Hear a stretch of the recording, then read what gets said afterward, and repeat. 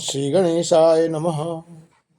गजाननं भूतगणाधिसेवितं कपित्थजम्बूफलचारुभक्षणम् उमासुतं शोकविनाशकारकं नमामि विघ्नेश्वरपादपङ्कजम्।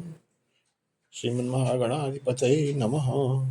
शुक्लाम्बरधरं विष्णुं शशिवर्णं चतुर्भुजं प्रसन्नवदनं ध्यायेत् सर्वविघ्नोपशान्तये। ॐ विष्णवे नमः। ओम विष्णुवे नमः। ओम विष्णुवे नमः। आप सभी का अथ गुरुवाचक चैनल पे हार्दिक स्वागत है, अभिनंदन।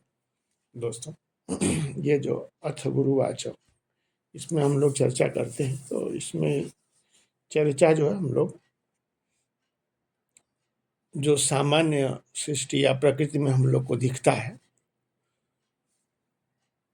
वो सब दिखने के पहले जो क्रिया हुई या जो करता था, जिसकी प्रेरणा से, जिसके अंतर हृदय में उमंग उठने के कारण सारी चीजें बनी, सारी प्रकृति देवता सब अस्तित्व में आए, हम लोग इस अथ गुरुवाचक जो चैनल है उसमें वहां से चीजों को समझने का प्रयास करते हैं। क्योंकि जब चीजें सृष्टि में आती हैं तो कुछ इस तरह से उसमें तमाम सारी ढेर सारी चीजें जो है मिल जाती हैं समय के साथ साथ, देश काल में परिवर्तन होने से, कि यदि हम वहाँ से चलते हैं तो हमें ढेर सारी जो है उसका सामना करना पड़ता है। उसको समझने के लिए बहुत सारा बुद्धि विवेक, अध्ययन, और अध्ययन के बाद भी कई बार चीज़ों को पकड़ना जो है सामान्य व्यक्ति के लिए वो बहुत ही मुश्किल का, असंभव सा हो जाता है। जैसे आजकल हम लोग कुछ शब्दों पर चर्चा कर लेते हैं, यहीं से फिर चर्चा को आगे बढ़ाएंगे, किंतु उस पर चर्चा करने के पहले हम आपसे एक बात अवश्य कहेंगे कि दोस्तों, चूँकि इस पे हम लोग चीज़ों के घटना जो घटी इस प्रकृति में, जो सृष्टि में, उस घटने के पीछे जो कारक तत्व था, जो कारण था, और वो जो तत्व था जो समस्त घटना का जो है वो केंद्र था, तो उसमें जो शक्ति है वो रही जो है गुरु सत्ता है। वो जो आभा मंडल उस समय विराजमान था, यानी सृष्टि के होने से पहले, जब इसमें किसी भी मूर्ति का, किसी भी दृश्य का और किसी भी देवता का अभाव था, तब भी जो वो जो श्रेष्ठ सत्ता, जो परासत्ता थी, जो कि पदार्थ से भी ऊपर है और जिसके अंदर ये क्षमता है कि वो स्वयं ही अपने आप को प्रकाशित करने में समर्थ है, उसके प्रकाशवान होने से ही सारी चीजें हम लोग इस सृष्टि में देखते हैं, और वो दृश्य में जो है हम लोग के समक्ष वो चीजें आती हैं। यदि वो शक्ति न हो, यदि वो श्रेष्ठ सत्ता न हो, तो किसी भी चीज का जो है वो आधार ही नहीं हो सकता, और न ही फिर उसका प्रकट रूप में दर्शन ही हो सकता है। किंतु ये सब चर्चा करने के पहले, जो कि हम लोग की जो बुद्धि है ना, वो दृश्य में उलझी हुई है, और दृश्य और शब्द, जो कि दृश्य के पहले जो है वो शब्द आ जाते हैं, तो हम लोग जो है वो उससे ऊपर जो नहीं उठ पाते हैं। हम लोग शब्दों के माध्यम से ही चीज़ों तक पहुंचने का अभ्यास है, या हम लोग के दिमाग में ये सारी चीज़ें बनी हुई हैं। ठीक भी है, क्योंकि जो जहाँ से फंसा रहता है वहीं से वो कड़ी को जोड़ता है, और उन चीज़ों को पकड़ते हुए अपने जो घटना है, जो मुख्य घटना है, उसके पीछे उसके कारण तत्व तक वो पहुंचने की चेष्टा करता है। बिल्कुल, ये निसंदेह एक अच्छी विधा है, इसमें कोई दो राय नहीं है। किंतु इसमें दिक्कत कहाँ से आती है, जब जो चीज़ों की व्याख्या है ना, वो मूल उससे हट करके उसका सरोकार जो उसके मूल भाव से न होकर अन्य उससे जुड़ जाता है, तो एक आम आदमी के लिए फिर समस्या जो जबरदस्त हो जाती है। फिर उसको निकलना, क्योंकि फिर वो सही रास्ता ही नहीं समझ पाता है। तो जब तक सही रास्ता नहीं समझेगा, वो जितना भी प्रयास करेगा उतना ही वो थकेगा, और वो प्रयास जो उसका गलत दिशा में ही होगा, क्योंकि उसे उसका जो देखने वाला जो तत्व है ना, उससे उसका जो संपर्क है वो कट गया है। यानी जैसे लहर उठती है, तो जो लहर का जो आखिरी जो निचला हिस्सा होता है, यदि वो समुद्र के उससे जुड़ा हुआ है तब तो वो बराबर उसमें लहर में जो उसकी जो वाइब्रेशन है वो बनी रहती है। किंतु जैसे ही लहर जो है अपने आप को उससे ऊपर उठ जाती है, यानी उसका संबंध जो मूल है उससे हट जाता है, तो फिर अलग ही वो दिखता है और जल्द ही वो समाप्त हो जाता है। ठीक उसी तरह से हम लोग भी, या इस संसार में जो भी जीव जगत प्राणी हैं, उनकी भी स्थिति वही है। हम लोग भी लहर हैं, और ये स्पंद कहाँ से उठा ये हम लोग को पता नहीं, हम लोग भटक गए। बस अंतर इतना ही है, क्योंकि हम लोग एक ऐसी शक्ति के अंश हैं जिसमें अपेक्षाकृत अधिक समय तक बने रहने की क्षमता है, क्योंकि उसका जो अंश है ना वो भी जल्दी नष्ट नहीं होता। उसके अंश में भी जो उसका छोटा से छोटा अणु है उसमें भी और पूर्णता के रूप में ही वो भी जो है जाना जाता है। इसीलिए हम लोग अपने आप को पूर्ण मान करके, और जो हम लोग को कटने के बाद भी जो ऊर्जा बची हुई है उससे हम लोग, यद्यपि सही माने में हम लोग उस अपने शक्ति से ही जोड़ने की इच्छा से कार्य करते हैं, किंतु समझे बिना करते हैं। तो इसलिए हम लोग चीज़ों की तलाश तो करते हैं, किंतु उसका उद्देश्य कुछ और होता, वो नहीं होता है। उसके पीछे शब्दों की ढेर सारी ऐसी व्याख्याएं और ढेर सारे हमारे दिमाग की उलझन है, उपज है, जो कि वो हमें दूर ले जाती है। हम जितना ही समाज से जुड़ते हैं, हम अपने मूल सत्ता, मूल प्रकृति के जो है वो विरुद्ध चलते चले जाते हैं। वही जो है भटकाव का कारण है। किंतु हम लोग वो सब पर इस कड़ी में जो अथ गुरुवाच है, हम लोग उस पर चर्चा नहीं करेंगे। यदि आप सभी उसमें जानना चाहते हैं तो हमारा एक श्री विद्या मानव कल्याण फाउंडेशन की तरफ से जो चैनल है, श्री विद्या मानव कल्याण SBM के फाउंडेशन का चैनल है, श्री विद्या मानव कल्याण के नाम से है। जैसे आप गूगल पे डालेंगे वो आ जाएगा, और आप उसमें की सभी कड़ी देख सकते हैं, क्योंकि वो जो है उसमें उस सृष्टि की जितनी भी चीज़ें हैं क्रमवार उसमें वर्णन है, और उसमें कई बार जो भी उस पर वीडियोज़ पड़े हुए हैं वो सभी आवरणों का जो चर्चा भी है, विस्तृत चर्चा है। और चर्चा में यदि आप नहीं पढ़ना चाहते हैं तो हमारा उसमें एक लाइव योग का कार्यक्रम है, तो उसमें कुछ छोटी सी विधि जो है बताई गई है।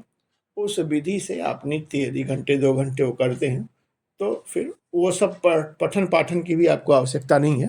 धीरे धीरे आपका जैसे जैसे अभ्यास बढ़ेगा, आप जो है वो जो अक्षर तक जो समझ है, अक्षर के माध्यम से चीज़ों को जो समझने का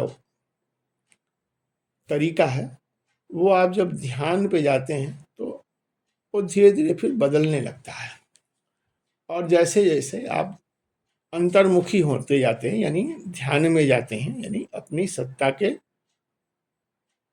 चिंतन की ओर बढ़ते हैं, तो शब्द जो है वो स्वयं ही, यानी शब्द का जो संसार है वो धीरे धीरे अपना अस्तित्व खोता चला जाता है।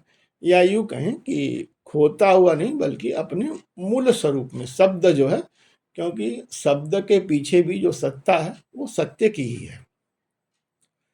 तो जो शब्द हैं, जब आप एक शब्द पे ध्यान केंद्रित करते हैं, करते करते करते करते अभ्यास की ओर उन्मुख होते हैं, या तत्वों का चिंतन करते हैं उसमें, क्योंकि उसमें हमने तत्व चिंतन का भी विधि का जो है उसमें जिक्र है, तो आप जो है जो सांसारिक परिदृश्य है, जो संसार में चीज़ें बनती हैं, उससे आपकी जो इंद्रियां हैं वो धीरे धीरे उससे बाहर निकल आती हैं। क्योंकि ये इंद्रियां भी तभी तक अस्तित्व में हैं जब तक कि आप तत्व को नहीं समझते। जैसे ही देवता, तत्व मतलब देवता, तो जल देवता, वायु देवता, अग्नि देवता, आकाश देवता, तो जब आप इनके स्वरूप में आ जाते हैं तो ये जो विषय हैं जो आप इधर उधर संसार में देख करके भागते हैं, वो आपका भागना बंद हो जाता है। क्योंकि उसके जो अधिष्ठाता देवता हैं, आप उनकी प्रकृति की ओर बढ़ जाते हैं। तो फिर जब उनके में जब आप स्थित होते हैं, तो आप उनकी आवाज़ जो है वो आपके उसमें धीरे-धीरे स्पंद में आवाज़ वो ध्वनित होने लगती है। तो फिर उसका अलग आनंद होता है और फिर आप जो है अपना सही मार्ग की ओर बढ़ना प्रारंभ कर देते हैं। तो ये सब जो है वो ज़्यादा विवाद का नहीं विषय है, बल्कि ये क्रिया का है, आओ करके सीखें।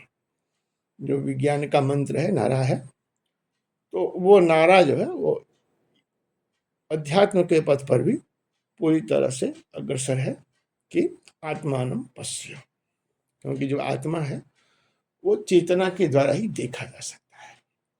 जो बाह्य चेतना है उसको उसकी माध्यम से आप जो है उस आत्म तत्व का जो है वो दर्शन नहीं कर सकते हैं। आत्म तत्व का यदि आपको दर्शन करना है तो आपको उस सूक्ष्म सत्ता से अपना जो चेतन तत्व है, जिससे आप इस स्थूल जगत को जानते हैं, पहचानते हैं, वही माध्यम है उस आत्म सत्ता को भी साक्षात करने का या महसूस करने का। तो इसलिए ये जो हम लोग चर्चा कर रहे हैं वो आपको उन सारे बाह्य जगत में जो प्रपंच और तमाम तरह के जो विकार हैं, आप बिना विकारों में उलझे हुए उस मार्ग पर आसानी से सुगमतापूर्वक आगे बढ़ सकते हैं। किंतु ये कहना तो आसान है, लेकिन जब तक आप चीज़ों को जानेंगे नहीं तब तक आपका विश्वास नहीं होगा। करना और जानना दोनों ही अत्यंत आवश्यक है। तो जानने के लिए हमें किसी न किसी साहित्य का, दर्शन का सहारा लेना पड़ता है। तो इसमें जैसा कि आप सभी जानते हैं, श्री विद्या मानव कल्याण फाउंडेशन का जो दर्शन है वो श्री विद्या है। तो इसमें श्री विद्या के 16 आवरण और 5 कल्पों के माध्यम से सब चीज़ों का जो विस्तार से वर्णन है, और उसी के माध्यम से हम आपको समझाने का प्रयास करते हैं कि इस संसार में जीवन को जीने का, और यदि आप पशु से पशुपति बनना चाहते हैं तो वो जो कामना है जो कि प्रत्येक जीव की होती है, वो किस तरह से मूर्त रूप में साकार हो सकती है। तो हम लोग इसी सब पर चर्चा करेंगे। उसके पहले कुछ शब्द जो किस हिसाब से हम लोग उसको समझते हैं उस पर भी चर्चा कर लेते हैं। तो फिर ये जो गुरु सत्ता है, ये क्योंकि गुरु सत्ता तो एक आभा मंडल है। आभा मंडल भी कब? जबकि सृष्टि का सृजन नहीं हुआ था और उस मूल जो शक्ति थी उसके अंदर ये भाव उत्पन्न हुआ, और उस भाव को क्रियान्वित करने वाली जो सत्ता है वो गुरु सत्ता या गुरु मंडल है। इसीलिए जब आप गुरु सत्ता या गुरु मंडल की ओर जब उन्मुख होते हैं तो ये जो सत्ता है यही आपको सारा भास जो कराने में समर्थ होती है। इसके अतिरिक्त तो अन्य कोई मार्ग नहीं है। इसीलिए कहा भी गया है कि जो है गुरुर्ब्रह्मा गुरुर्विष्णु गुरुर्देवो महेश्वर साक्षात गुरु परब्रह्म तस्मै श्री गुरुवे नमः। क्योंकि प्रकाश और अंधकार के बीच की जो कड़ी है, यानी उस श्रेष्ठ परासत्ता का मूर्त रूप में आने का जो क्रम था, उस क्रम को साक्षात उसमें लाने का जो कार्य जिस सत्ता के द्वारा किया गया वो गुरु सत्ता है। क्योंकि बिना किसी मार्गदर्शन के तो कोई कार्य हो नहीं सकता। यदि श्रेष्ठ सत्ता भी अपने आप को जब उसने विस्तार का मन बनाया तो उसने एक पहले मंडल क्रिएट किया। जैसे हम लोग होते हैं, कोई कार्य करना है तो उसके लिए एक मन में विचार करते हैं, योजना बनाते हैं, और फिर उस योजना के हिसाब से उपकरण जुटाने में लगते हैं, तब जो कार्य संपादित होता है। तो वही सेम स्थिति जो है वो वहाँ भी आती है।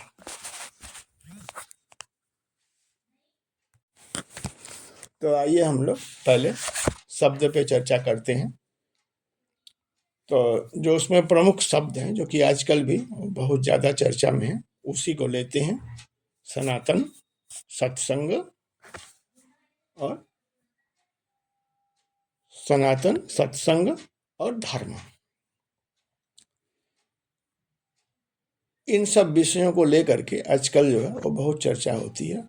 और कहीं ना कहीं इसमें जो सबसे महत्वपूर्ण कड़ी है वो धर्म है। हम लोगों ने क्या किया कि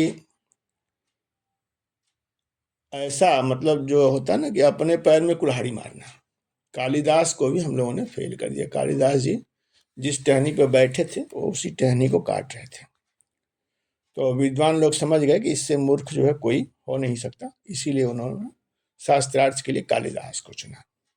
तो वैसे ही हम मनुष्य हैं। यद्यपि मनुष्य जो है वो ईश्वर की सबसे श्रेष्ठ कृति है, और निस्संदेह ईश्वर की जो श्रेष्ठ कृति है, इसलिए ईश्वर की ढेर सारी अपेक्षाएं हैं। और ईश्वर ने, मतलब जो कार्य ईश्वर कर सकते हैं इस सृष्टि संसार में, वो समस्त कार्य जो है उन्होंने मनुष्य के अंदर वो क्षमता दिया है कि वो भी जो है वो संपादित कर सके इस मंडल में, भूमंडल में। तो बहुत ही महत्वपूर्ण है। और समस्त सृष्टि का जो है वो भरण पोषण और उसकी चहक ये सब बनाए रखने के लिए जो है मनुष्य जो बहुत ही महत्वपूर्ण है। इसीलिए मानव को जो है वो बहुत ही श्रेष्ठ है। उसमें सभी योनियों में जो सर्वश्रेष्ठ योनि है वो मानव है। किंतु मानव ने क्या किया कि मानव जो है वो भ्रमित हो गया। जब भी कोई अपने कक्षा से जब हटता है तो क्या है कि वो फिर वो अपना भी नुकसान करता है, अपने पूरे समूल का जो है वो नुकसान कर जाता है। तो इसी क्रम में उसने क्या किया कि अपने कुछ उसको पूर्ण होने के लिए कुछ लोगों ने वो सब परिभाषा ही बदल दिया। तो उन्होंने धर्म में सबसे सर्वप्रथम क्या किया कि सारे जो पंथ थे उसको उन्होंने धर्म से विख्यात कर दिया। ऐसे ही सनातन के भी बारे में ढेर सारे जो है वो अनाप शनाप चीजें जो वो फैला दी। जबकि सनातन मतलब जिसका कोई न आदि हो न अंत हो, यानी जब से सृष्टि हो तब से, यानी उसमें व्यक्ति का जो है उस व्यवस्था में कोई स्थान नहीं है। किंतु भ्रमित करने के लिए वो सनातन को भी जो तमाम उससे जोड़ दिया, और जितनी सारी कुरीतियां थी वो सब सनातन में जोड़ करके उसको उन्होंने एकदम परोस दिया सबके समक्ष। और मजे की बात यह है कि हम लोगों ने भी उसको धीरे धीरे मानना शुरू कर दिया। ऐसे ही सबसे महत्वपूर्ण कड़ी व्यक्ति की जो है वो धर्म है। धर्म जो है, धर्म ही है जो कि हमें सही माने में मानवता सिखाती है, मानवता का पालन और उसका पोषण, संवर्धन। ये सब तभी संभव होता है जबकि हम धर्म को अच्छे से समझते हैं।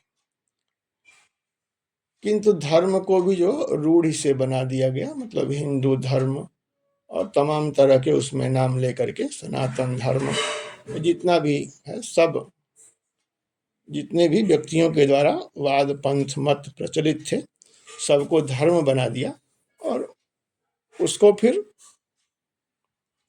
गलत उसमें जो है उसको खड़ा कर दिया और सब लोग जो आपस में ही लड़ने लगे। किंतु चूंकि हम लोग अथ गुरु वाच्य पे चर्चा कर रहे हैं, तो जो गुरु की दृष्टि है, गुरु की दृष्टि जो है वो धर्म के बारे में स्पष्ट रूप से बताती है कि वो जो तत्व, जो पराशक्ति का अंश, जिस कारण से अपने आप को जोड़ करके इस मूर्ति स्वरूप में जीवन जीने के लिए अपने को अलग किया, रूपवान हुआ, वही क्या है, वही आपका धारक है और वही आपका धर्म है। यानी हम सब लाखों करोड़ों अरबों चाहे जो भी हो, सबका अलग अलग रूप लेने का, आकार लेने का, स्वरूप लेने का वो अलग अलग उद्देश्य है। और उसी उद्देश्य के अनुसार उसके अंदर जो है वो गुण भी उसमें निहित है। यानी जो धर्म है वो पूरी तरह से हमको आजकल की भाषा में अगर कहें तो हमारे जीवन के जीने का सारा जो संसाधन है वो धर्म से ही जो हमें उपलब्ध होता है। किंतु जब हमें अपने धर्म का पता ही ना हो, यानी एक व्यक्ति के अंदर, और यदि हम इसको स्पष्ट करना चाहें तो इस तरह से कर दें कि एक व्यक्ति के अंदर कौन सा कौशल है, कौन सा गुण है, उस व्यक्ति को ये ना बताया जाए और इनका उनका देख करके और उसके ऊपर दूसरे दूसरे के गुण थोप दिए जाए। ऐसे में होगा क्या कि व्यक्ति जीवन तो जीता रहेगा, किंतु उसका जो मूल स्वभाव है वो हमेशा दबा रहेगा और वो कभी भी सुख, आनंद और ऐश्वर्य और गौरव की अनुभूति नहीं कर सकता। तो इसीलिए वो अपना गौरव भूल जाए। क्या किया इन लोगों ने कि धर्म को ही जो है वो अलग अलग उसमें परिभाषित कर दिया, और जितने मार्ग थे, मत थे, पंथ थे, वो सब को जो है वो धर्म बना दिया। यानी ऐसे मनचले लोग आ गए जिन्होंने हमारे उस ज्ञान परंपरा को ही जो है वो तहस नहस, नष्ट भ्रष्ट करने हेतु कुत्सित मानसिकता से ये सब कार्य किया। किंतु आज भी, यानी अब तो आज़ादी के भी हम लोग अमृत महोत्सव मना रहे हैं और 77-78वां वर्ष चल रहा है। हम क्या कर रहे हैं कि वही जो थोपा गया जो ज्ञान था उसी को आगे बढ़ाए और आज भी उसी को बढ़ाने में लगे हुए हैं। किंतु निस्संदेह हम आप ये समझ सकते हैं कि किसी व्यक्ति का उत्कर्ष या उन्नयन तभी हो सकता है और उसके अंदर श्रेष्ठ भाव जो है तभी उत्पन्न हो सकता है जबकि उसने जिन गुणों को धारण किया हुआ है उन गुणों को लेकर के वो समस्त विश्व को धारण करने की इच्छा से आगे बढ़े, यानी अपने गुणों को इतना उन्नत करे कि जन जन को उसका प्रकाश, उसका लाभ जो मिल सके। जब तक हम लोग इस ओर नहीं बढ़ते, अपनी धर्म को इस श्रेष्ठ मानक की ओर नहीं ले जाते, तब तक हम यदि अपनी उलझन और तमाम समस्या का यदि हल निकालना चाहते हैं तो प्रयास तो करने से कोई रोक नहीं सकता, किंतु जब तक आप सत्य को नहीं समझेंगे तब तक उसका समुचित समाधान जो है वो संभव नहीं है। तो समुचित समाधान की ओर आगे बढ़े, इसीलिए हम लोगों ने अथ गुरुवाच इस नाम से एक नया जो है हम लोगों ने चैनल जो है बनाया और इसमें हम लोग उस आभा मंडल गुरु सत्ता, उसका कार्य और किस तरह से वो गुरु सत्ता जो है उसकी क्या स्थिति है, उसका क्या कार्य है, क्या भूमिका है, किस तरह से उससे हम जुड़ सकते हैं, ये सब पे हम लोग उसी भाव से इस कड़ी में चर्चा करेंगे। यही जो है इसका मूल उद्देश्य है। तो आप सभी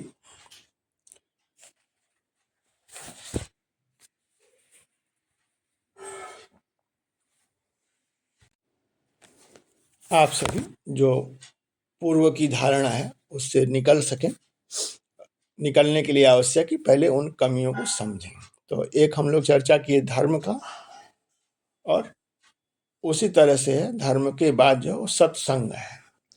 सत्संग का अक्सर हम लोग अर्थ यही निकाल लेते हैं कि जो है जो भी जानकार हैं, जो भी कथा प्रवचन कर रहे हैं, हम लोग जाएं और उनकी वाणी का श्रवण करें, और यही सत्संग है।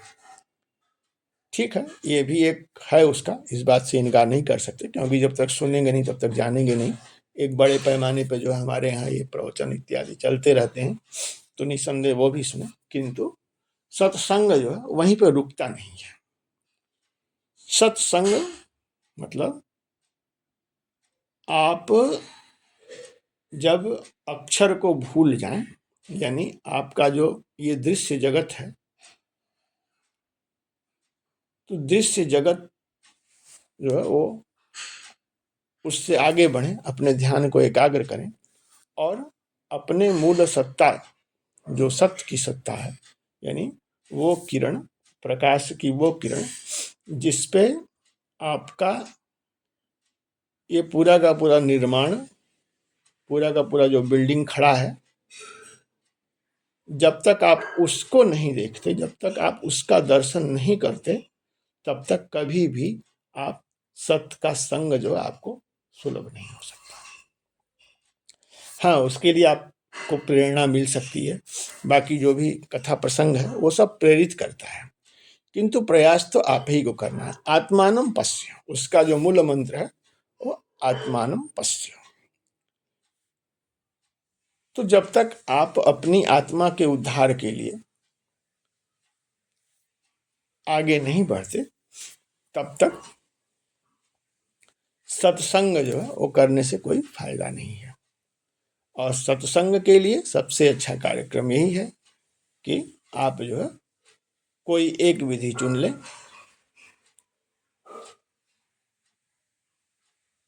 योग से भी कर सकते हैं, क्योंकि योग भी क्या है कि आपको शब्दों से ऊपर ले जाता है। जैसे जैसे आप ध्यान में जाते हैं, एक शून्य की अवस्था आती है। शून्य की अवस्था मतलब जो आपका जो आंतरिक बल है, आंतरिक जो ऊर्जा है, वो इतनी दृढ़ हो जाए कि जो आप बाहर से चीज़ों को लेते हैं वो बंद हो जाए, और आपका जो मन है वो अंतर्मुखी हो जाए। क्योंकि जब अंदर से चीज़ें उठने लगती हैं तो जाहिर सी बात है, जब आप मूल स्रोत की ओर जाते हैं तो ऑटोमेटिक जो बाह्य सोर्स जो बंद हो जाते हैं। तो एकमात्र जो है सत्संग का यही तरीका है। अब उसके लिए अपने समाज में तमाम सारी विधियां हैं। हम लोगों ने इसमें चर्चा में, जो हमारा श्री विद्या मानव कल्याण फाउंडेशन का चैनल है, उस पर तमाम तरह की हम लोगों ने चर्चा किया हुआ है, इसलिए उस पर नहीं जाएंगे।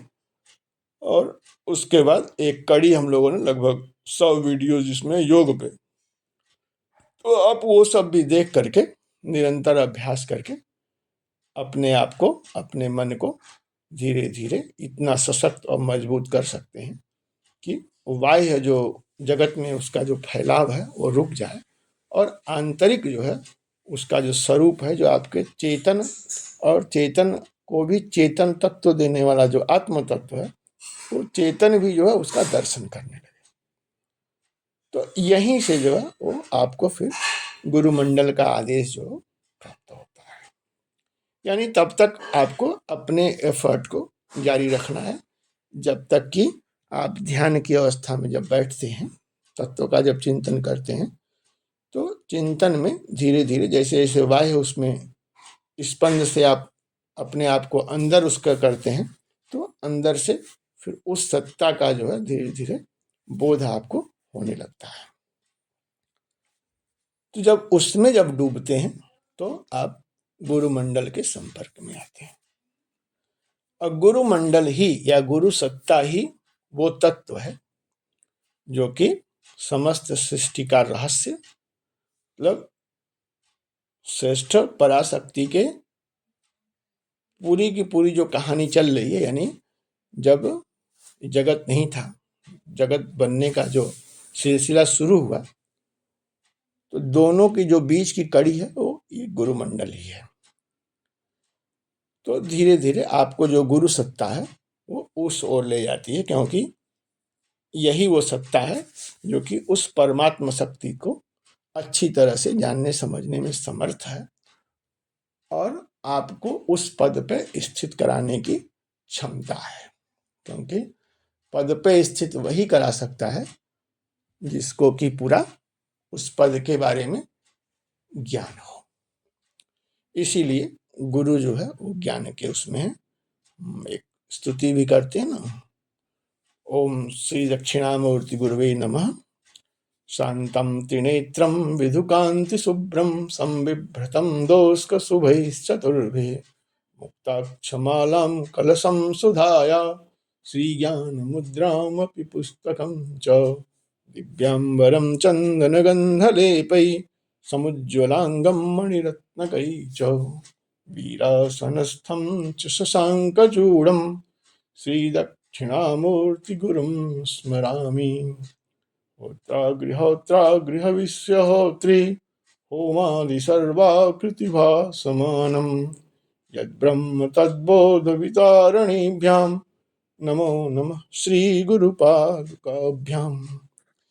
तो ये जो गुरु मंडल है, जो गुरु सत्ता है, इसी में समस्त ज्ञान का आधान, ये केंद्र है। और गुरु मंडल से जुड़ना जो है प्रत्येक जीव के लिए सौभाग्य का विषय है। और यहाँ कोई विकार नहीं है। ये जो सत्ता है ये शुद्ध है, क्योंकि यहाँ जो पहुँचता है वो उसकी एक विशेषता है, वही पहुँचता है जिसका जो विकार से रहित हो।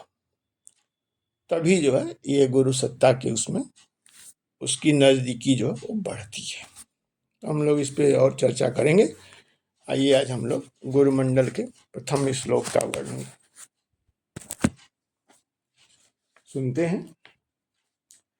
बंधुक पुष्पारुण दिव्य रूपम समस्त सिद्धि प्रद नाम चक्रम कोणत्रयेक विनिर्मितं च स्मरामि नादात्मक चित् स्वरूपम। कहते हैं कि बंधुक पुष्प के समान लाल वर्ण से युक्त दिव्य रूप वाले 3 कोणों से विनिर्मित नादात्मक चित स्वरूप सर्व सिद्धि प्रद नामक चक्र को नमस्कार करता हूं। ये गुरुमंडल का स्वरूप है। क्या स्वरूप है इसका?